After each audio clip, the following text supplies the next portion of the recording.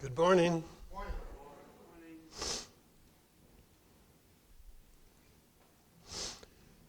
So this should be interesting, I hope. What do you think? Evolution is a fact of science. No, it's not. It's an arbitrary system built upon faith in universal naturalism. You know, I put this in there and then I got to thinking about it.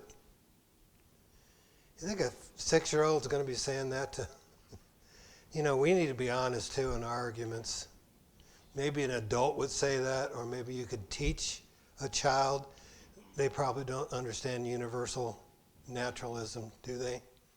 True, but let's be fair. So you like it as a teacher when a student comes by and asks a question, or makes a comment, or tells you about something. So I had 2 students that did that last week. I thought that was really pretty cool. Although I do remember one time I was talking to about 4 students and I said to a 5th that came up, I can only talk to 4 students at a time. Wait just a minute. That does happen to a teacher. It does. So Chris pointed out this book to me, and then I emailed her and asked her about it and looked it up on the internet and so on. And then this showed up this morning. I have to think it came from Chris. She found it, right? All right, so Stuart Custer, I believe he was a Bible teacher at Bob Jones. Okay, and I don't remember if the summers I was down there that I ever heard him. We heard a number of them. Edward Panosian, I was really impressed with that guy. A lot of the gentlemen and women that I met down there, I was impressed with. The Stars Speak, and so here's Chris, and she's going to tell us a little bit about that book. Okay, and the psalmist speaks in Psalm 147:4. He counts the stars and calls them by names. In this book, Dr. Custer explains how the heavens proclaim God's glory, not the stars only. He speaks of the zodiac before it was corrupted by Satan, how it tells the story of redemption. One example is in the northern hemisphere and the southern hemisphere, there is a constellation that is the same, and it's called the Cross, and it's one that has not been corrupted. However, Dr. Custer tells us we do not need these signs as we have God's Word, the Bible, now. Very good, thank you. So I think she has this book if you wanted to read it. I did see a video on it. I'm going to wait for the movie to come out before I actually watch it. So I summarized it this way. There was no written word for hundreds or perhaps thousands of years. Adam walked with the Lord in the cool of the evening. The Lord showed Adam the constellations in the zodiac. Zodiac is not a bad word. It's what the planets and the sun and the moon travel as it goes across our sky. Of course, we realize that the earth rotates. The zodiac has remained almost unchanged since the beginning. Many people groups have the history despite being separated after the Tower of Babel. Satan and his minions have perverted the zodiac astrology. Okay, so that might be interesting to you. I was thinking about what I want to talk about today and what I want to teach on. It doesn't matter which end of the spectrum you're on. God's glory is shown. And the universe, talked about that last week. Millions upon millions upon millions of galaxies with stars and probably planets. By the way, if you believe in evolution, if you believe we came from nothing, then you've got to believe that there's intelligent life out there. You might not think there's much intelligent life here on Earth, but there's got to be some out there. And then you look at the local group, the Milky Way and several other galaxies that are close to each other. Close is a relative term, isn't it? Then you think about the galaxy we're in, the Milky Way. Then you think about the solar system, the Earth and the planets that revolve around the sun. Then the Earth, that pale blue planet that has water. Then you think about North America, where we are right now. Then you think about America. And I think about, hey, turn the lights off. They don't all have to be on, right? We knew we were coming to my brother's house. We came to a house where every light in the house was on. And then when you think about the United States, then you think about Indiana. You're thinking about the wrong Indiana there. You think about this, the state of Indiana. Then you think of a city. We're zeroing in on where we're at, right? Lafayette. Then you think of a street in Lafayette, and I'm not going to give the name of the street because I think this video is going to be published and hundreds of thousands of people will watch it and give it a thumbs down. Then you think of a teenager. I was just thinking of a random teenager.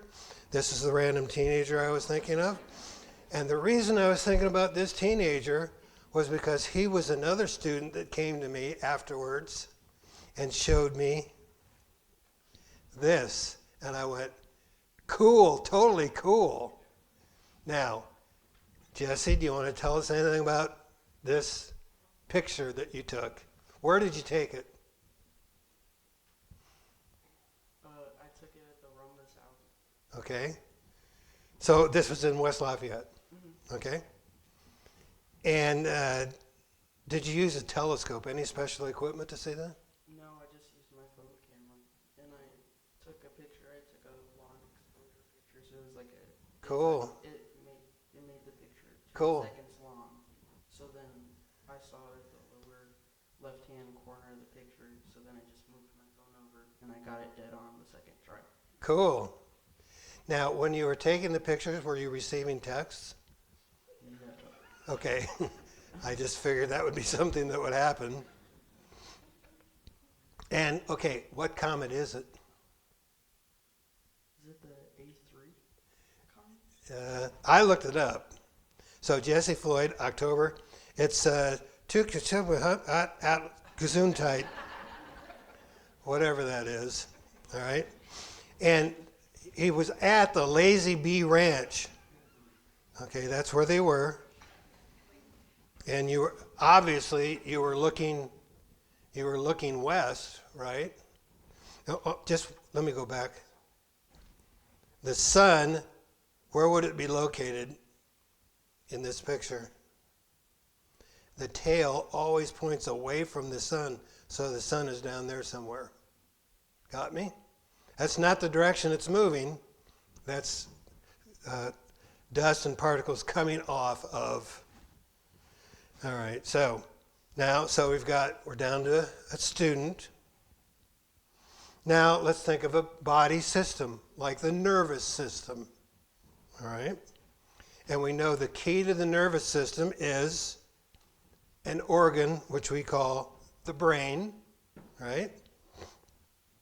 And now we're going to go a little deeper and talk about a cell, a nervous cell in the body. And I remind you, regardless of what level you're at,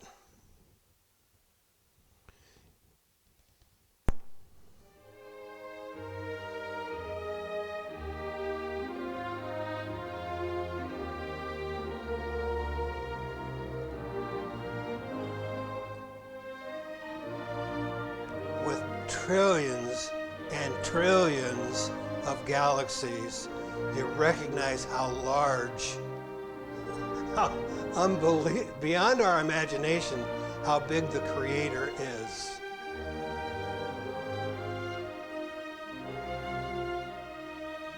I know some people look at me like, wow,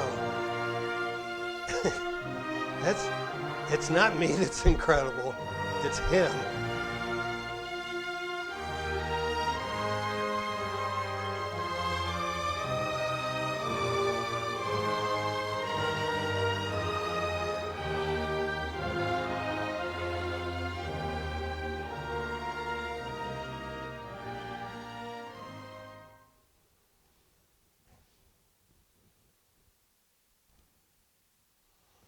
Colossians 1:18, for by him were all things created that are in heaven and that are in earth, visible and invisible, Today we're going to talk about the invisible. Whether it be thrones or dominions or principalities or powers, all things were created by him and for him. So this is creation series number 46. You've had 46 opportunities to catch up on the sleep you didn't get the night before. Amazing molecular machines. And I think this is October, right? Let's see. August, September, October, no wonder. Yeah, I think this is October. For those of you going, this is deja vu all over again. I did teach this last November. Do you remember it? Why didn't you do well on the test? I was talking to Gary, telling about his time of teaching, and like no one passed the test. And I want you to have confidence in the scriptures. That's part of what I believe my mission is. The cell. Now, Evolution News, not only did they vastly underestimate the complexity of the cell, but it's probably vastly more complex than we imagine today. I can't imagine it being any more complex than the videos I'm going to show you. And there's the reference. It is estimated there are between 30 and 40 trillion cells in the average adult human body. Think about that. Do you understand trillion? Do you understand America's debt? That's about the same, 30 to 40 trillion dollars in debt. Women have more than that because they have brains. Now, there are 11 basic, there are hundreds of different types of cells, but 11 basic types of cells. Stem cells, bone cells, blood cells, muscle cells, fat cells, skin cells, nerve cells, endothelial cells, sex cells, pancreatic cells, and then cell phones. Okay, cancer cells. And we do not certainly like to think about that. So let's look at an actual video inside of a cell. All right, so here it is. I mean, I had carpal tunnel surgery, and they shoved something up both wrists, and there was something to do the cutting, and a light, and then a camera, and it did, even though they numbed everything, it did, I went, ooh, now they got to do the other one. 7 minutes on each side, I think $21,000. We'll be taking up an offering later. No, you can't go inside of a cell and say, this video, this is an animation, right? So let's take a look at that animation. And it takes about 3 minutes and 10 seconds, as if you were counting.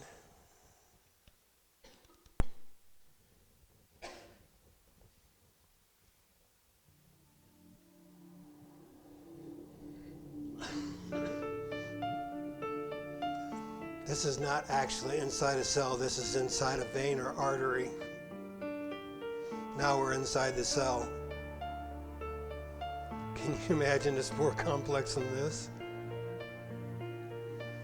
There is information in chemistry and in biology that these things actually exist as depicted.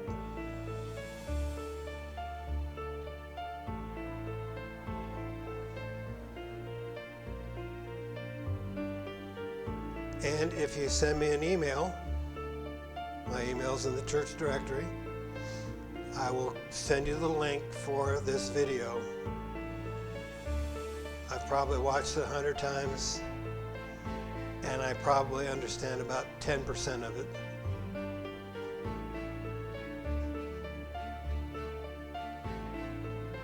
Microtubule, we'll see that later on. The disassembly of the microtubule. then my favorite part of biochemistry, the kinesin, transporting nutrients to different parts of the cell. Mitochondria on the right. There is an annotated version of this. I like the music so much. Building a protein.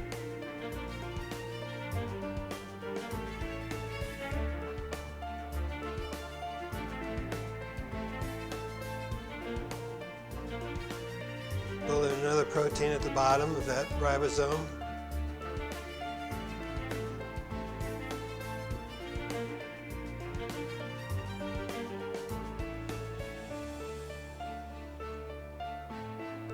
Endoplasmic reticulum.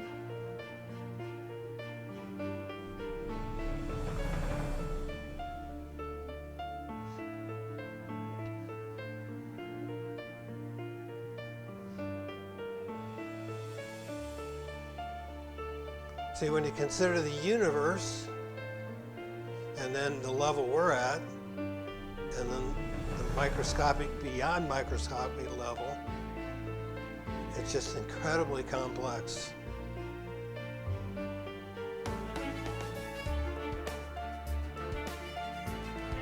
I think that is a white cell entering a cell that needs repair.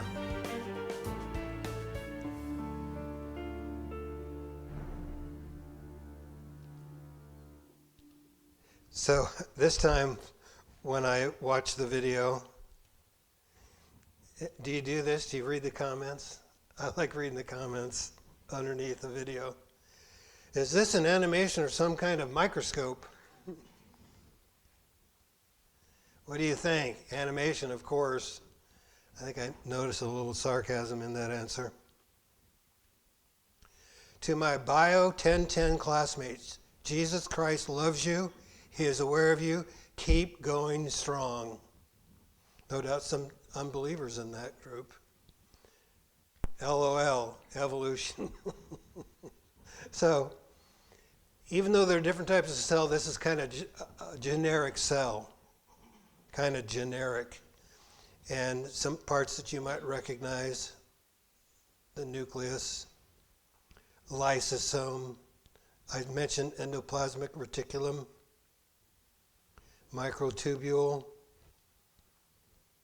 Golgi apparatus. Where's the... They don't label it. It's in there. Right there. Interesting. So, what is the most important component of the cell? This is going to be on your test, so you need to write this down. Okay? The cell wall, the mitochondria, the nucleus, the endoplasmic reticulum. What do you think? All of the above. Who said that? All of the above. They're all important. How can you do without any of them? When I worked at Blistex, I found out what they did. They made Blistex with an ingredient in it that you put it on your lip, and it causes the cell wall to dissolve, and then the ingredients of the cell erupted. So you don't want to fall into a vat of Blistex, but... So here are 20 AI tools that you could use. I thought I would just throw this out to you. A little break here from biochemistry. And I noticed in the group here, PrayGen, personalized prayer generation for different occasions.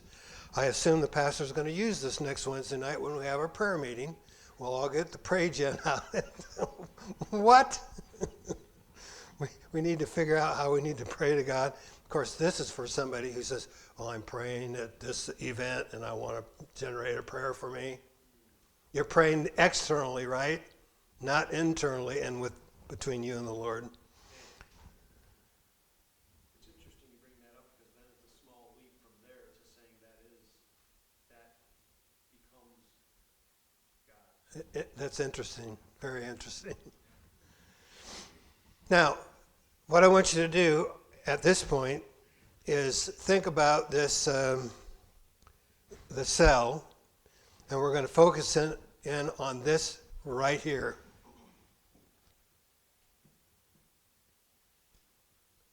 What is that? That is this whole big orange thing here. That's going to be on your test. That's going to be an important one on your test. That is the mitochondria. Okay? Now, when I was taking biology, probably as a 14-year-old, we were told the mitochondria was the power plant of the cell. Think about that. 14. I'm 114 now. So that would have been 100 years ago. And of course on the test I wrote down power plant of the cell.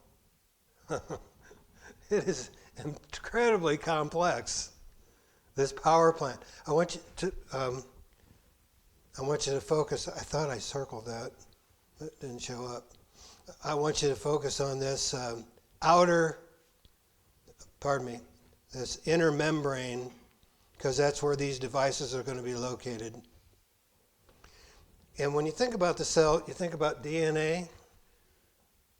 Huh? Do you think about that at all, DNA?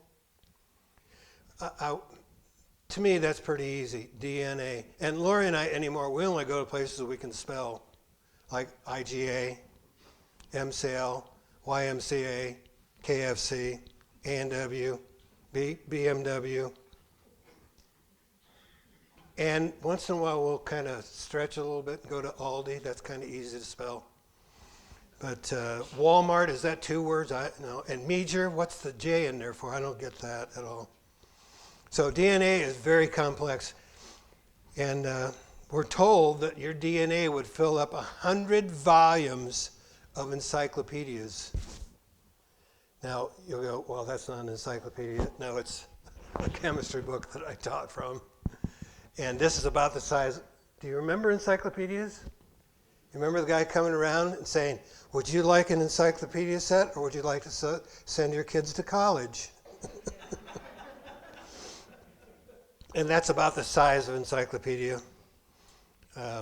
Tremendous amount of information in there, and some of it's wrong. And I would point that out to the students. So let's look at the transport inside of a cell. Not any of the individual parts of the cell, just the transport. How does something get from here to there?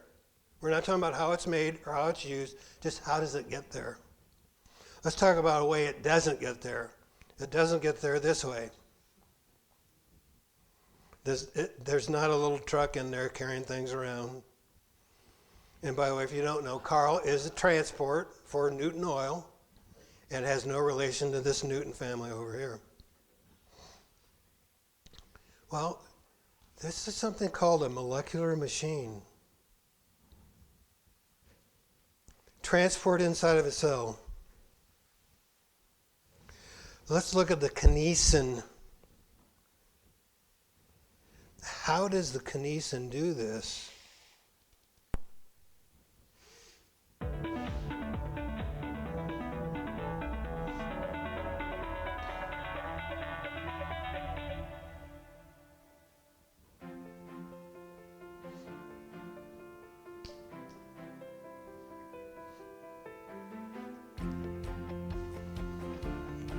Just went past the cell wall. We're inside Cells are full of specialized components that perform functions vital to their existence. But how do these components get to the right locations inside the cell to perform their functions? For larger components, a transportation system is needed.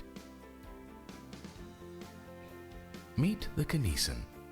Masterpieces of microengineering, kinesins are miniature motorized machines that carry cargo from one part of the cell to another, walking along self-assembling highways called microtubules. Known as the workhorses of the cell, kinesins have 2 feet, or globular heads, that literally walk 1 foot over another along the microtubule, pulling their cargo to its destination. Each foot possesses 2 special locations called binding sites that interact with other molecules.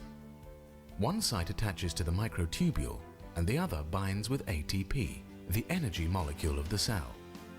When one foot binds with ATP and uses its energy, the foot flips over, resulting in the walking motion.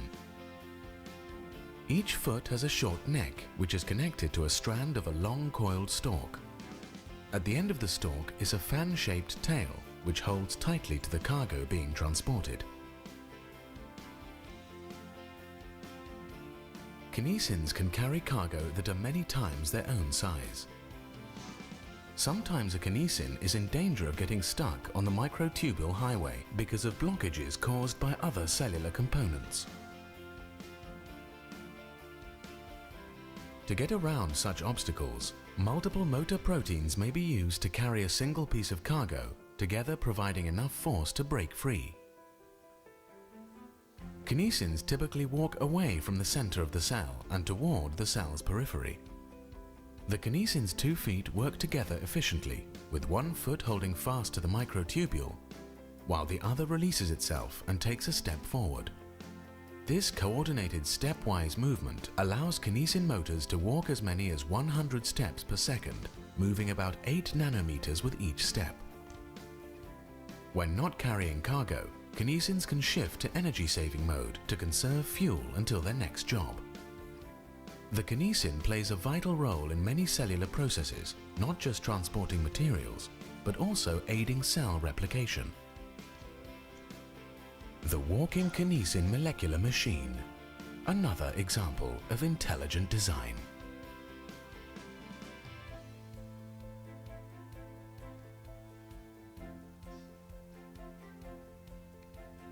Are you like me? You just go, wow. Yes.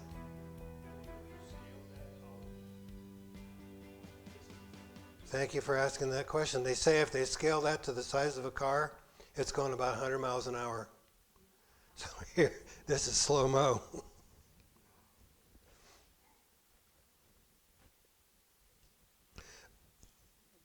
Before we move on, I will not be teaching class next week. Up here, I'll be teaching to the high school and junior high school.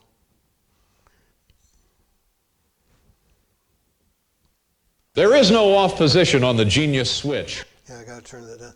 Top 10 signs you need a new Sunday school teacher. Okay. I mean, I made fun of some of you. I can make fun of myself, can't I? Number 10, can't remember the jokes that he's told from one Sunday to the next. Number 9, he makes a seating chart. During notes, he accidentally clicks on his plans for a nuclear bomb. Number 7, he's starting to believe the stories that he tells. Number 6, his favorite disciple is the cable guy. Number 5, insists that all students use the RSB version of the Bible, the Richard Scarry Bible. Did you read Richard Scarry to your kids? That was fun. Number 4, can't remember the jokes that he's told from one Sunday to the next. Number 3, in the middle of class, he takes up an offering for himself. Number 2, brags about talking with King James a few years back. And the number 1 sign you need a new Sunday school teacher. Instead of using an overhead or projector, he stands in front of the class lecturing while looking through a Viewmaster. I think there's probably some kids that have no idea what that is.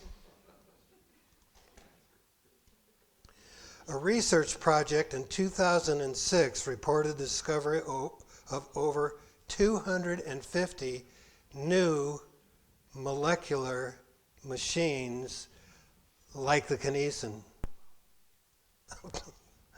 Is your mind going, wow? In yeast alone. In yeast. You don't look at yeast and go, well, that's interesting, that little animal there. All right, here's another little thought I would throw in here. I can do all things to it, verse taken out of context. Yeah, there were Christians at my high schools, claimed to be Christians, believed totally in evolution. And I can't read scripture. This morning we're listening to John 1, right in there, John 1:3. I'm going to quote it later on. Now, we're accused of, as Christians that are creationists, who say, God did it, I don't need to study it. I don't feel that way. I've got a bunch of questions. Where was the kinesin assembled? How was the kinesin assembled? Does the kinesin fall apart after its journey? Does each kinesin have its own music? Thank you. That's from my PhD student that graduated from the University of Michigan. Does kinesin operate the same way in different cells?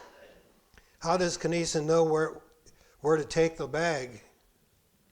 What's in the bag? From where does the material for the road come? That microtubule that was built. How is the road material transported? Does the road fall apart when it's done? What powers the kinesin? Well, I wanted to look at what powers the kinesin. And I'm going to give you a multiple choice question here, and this will be on the test too. Tiny AAA batteries, coal, nuclear energy, or ATP. What do you think? It's not those tiny batteries. You get the AA and the AAA, you get those confused? It's not nuclear, it's not coal, it's ATP. Adenosine triphosphate. The simple answer is this. So now we're going to focus in on the inner membrane. There's where I wanted that. At the inner membrane, this molecular machine is operating. It's called ATP synthase. It makes ATP.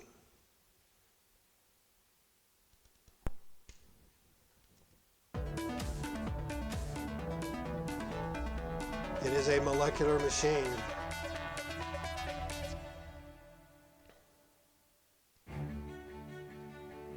It's got its own music.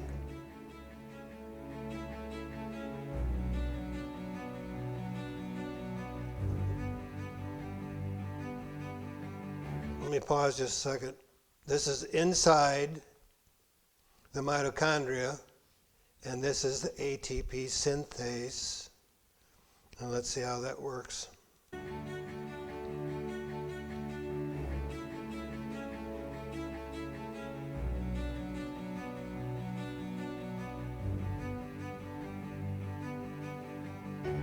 Going in to the mitochondria now.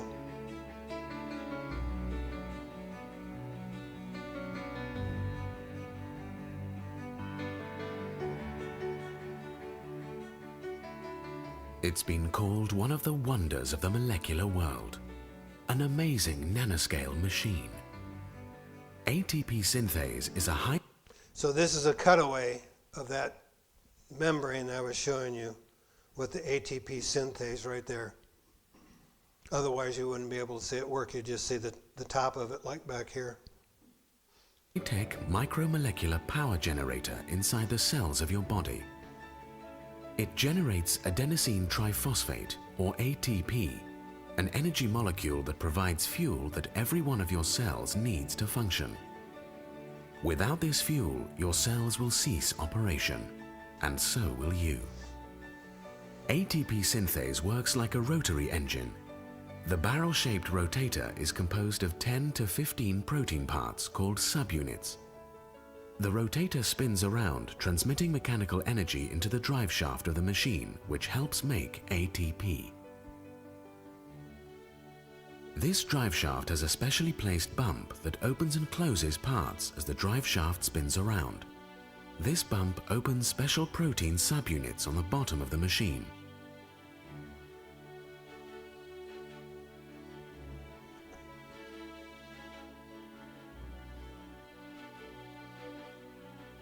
When the bottom subunits open, a spent energy molecule called adenosine diphosphate, or ADP, enters the machine. The mechanical motion causes the ADP to bind with an additional phosphate group, creating the ATP energy molecule. And the ATP drifts off into the cell, ready to power some biomechanical reaction. The ATP synthase machine has many parts we recognize from human-designed technology. A rotor, a stator, a drive shaft, and other basic components of a rotary engine. The ATP synthase is one of thousands of elegantly designed molecular machines inside your cells that make your life and all known life possible. ATP synthase, an example of intelligent design.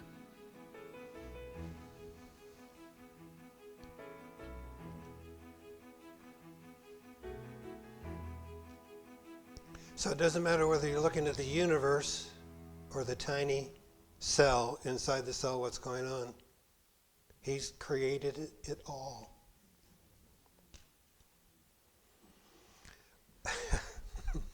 You Christians that are creationists, you say God did it and then you're done. No, I've just discovered 20 new questions that I would like answered.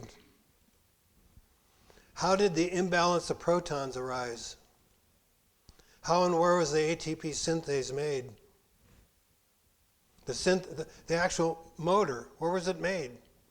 All we saw was ADP changing to ATP. That's all we saw. What is the lifespan of ATP synthase? Are the ATP synthase the same across the entire animal kingdom? I suspect. Across the plant kingdom? I suspect. How does the ADP get here? How does the ATP get to where it is needed? We saw part of the answer there with kinesin, walking it there. There's part of the answer.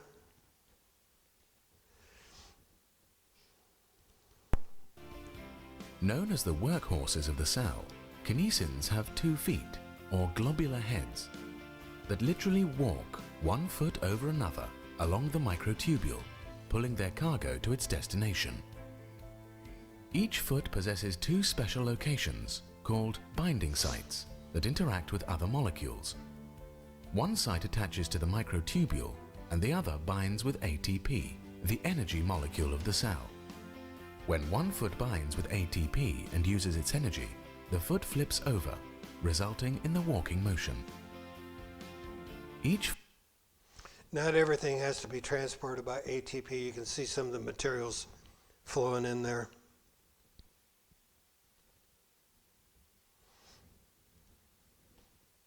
Back to my questions. We're told this rotor spins. That rotor spins.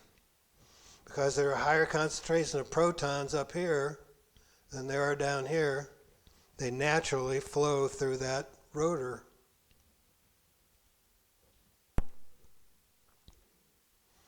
How's the proton imbalance maintained? At this point, I'm only halfway through the animation of ATP synthase, to which I'm reminded Colossians 1:18. For by him were all things created that are in heaven and that are in earth, visible and invisible, the things we see, the things we don't see. Whether there be thrones or dominions or principalities or powers, or all things were created by him and for him. Now I quote from this gentleman. If it could be demonstrated that any complex organ existed which could not possibly have been formed by numerous, successive, slight modifications, my theory would absolutely break down, but I can find out no such case. Well, of course, he didn't have the advantage that we have in 2024 of being able to see animations and understand those things are real. Charles Darwin on the origin of the species by means of natural selection. You hear that title all the time, don't you? You don't hear the rest of the title. You know why? or the preservation of favored races in the struggle for life. You do realize now, Darwin was a racist. He believed the Aryan race was superior. And I don't know Hitler's mind, but was he infected or affected by that? Dan, ICR has an excellent three-part podcast on the history of racism connected with Darwin. It's really worth listening to. ICR.org, where I get a lot of my information.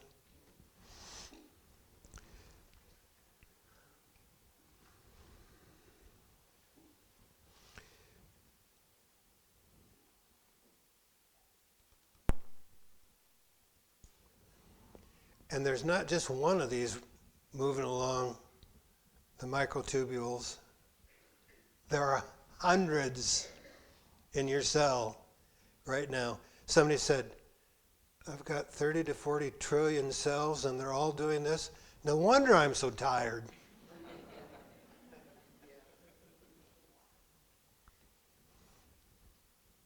So 65 people, I don't know if that's right. Probably a little more than that.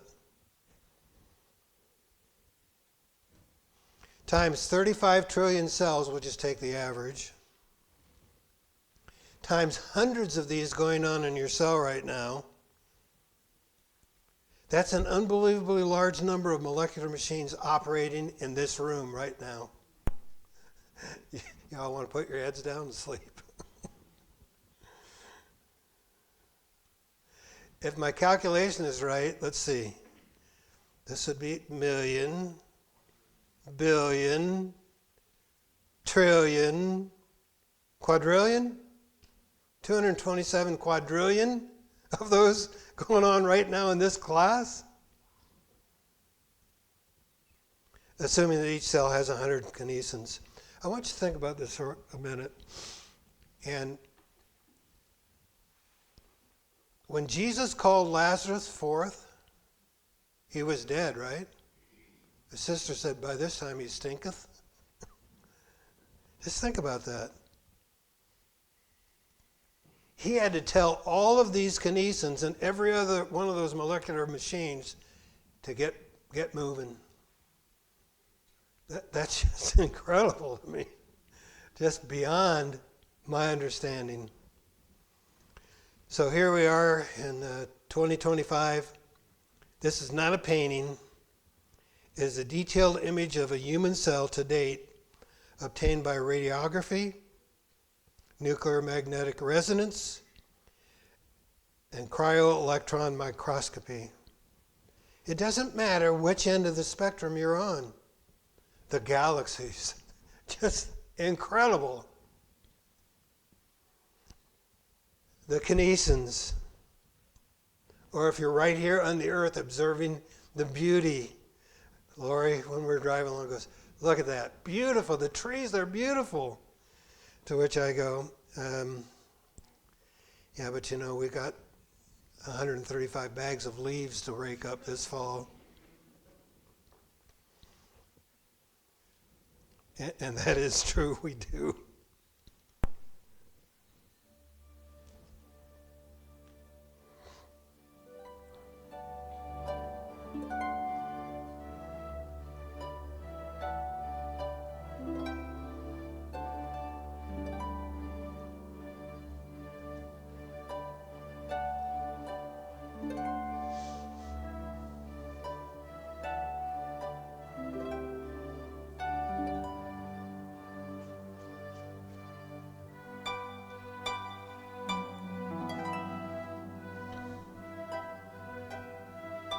How appropriate that we sang, "This is my Father's world."